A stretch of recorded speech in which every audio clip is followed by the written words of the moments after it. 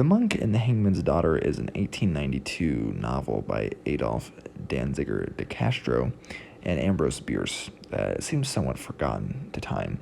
Supposedly a retelling of a tragic German tale by one Richard Voss, I was actually made aware of this story by Fritz Leiber's Our Lady of Darkness, which has a character based off of Castro, one of the authors here. The novel itself is in the form of a journal or diary.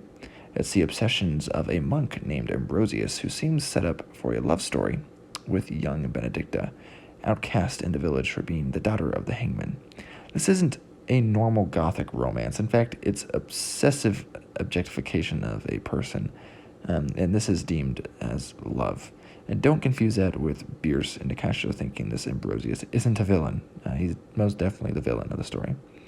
But he's not a cartoony one. He is intense in his intention and attention, religious hypocrisy and self-absorbed nature that can likely be labeled narcissism. The story itself begins with an entry dated the 1st of May, 1680.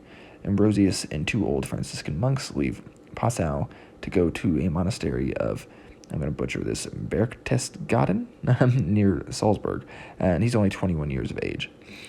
Their journey is pleasant until they reach their new field, which is stormy and desolate high in the mountains. The first person they encounter is dead, pestered by carrion, and the first living being is Benedicta, who shoos away the fowl, and she is aptly named.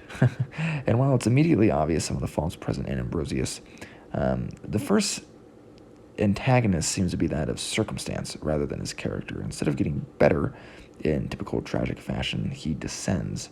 One part of this is with the youth Rochus, son of the saltmaster. He is the most beautiful and athletic guy around.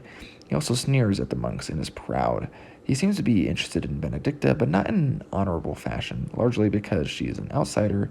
She's the only girl not interested in him, and therefore the biggest catch for his ego.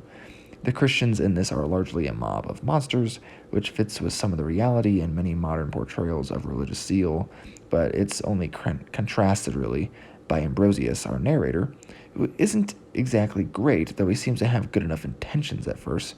He's, again, like I mentioned, definitely not a mustache-twirling cartoon. In fact, he seems like the good guy sometimes, maybe if you're not paying that much attention.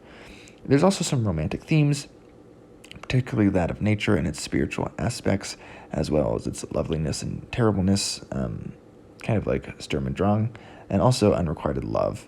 A simple but good use of a descent of a character, I think, is on display here. It's a very short novel, one that is largely agreeable, I feel like, this descent of character for most of the story.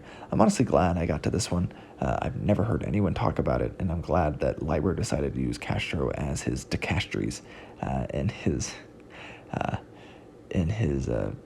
Our Lady of Darkness. And I'm not sure how much of this was written by who. I think this is later in Bierce's career as well, so I'm not quite sure. But the 1890s were good for some. It was a good decade for fantastic fiction, that is for sure. And I think this is a good addition to that. Again, very short, very easy to read. If you want a good horror novel or something like it, I guess, especially since it's around Halloween right now, might be good for you. Anyways, Liam from Liam's Lyceum. I'll catch you next time.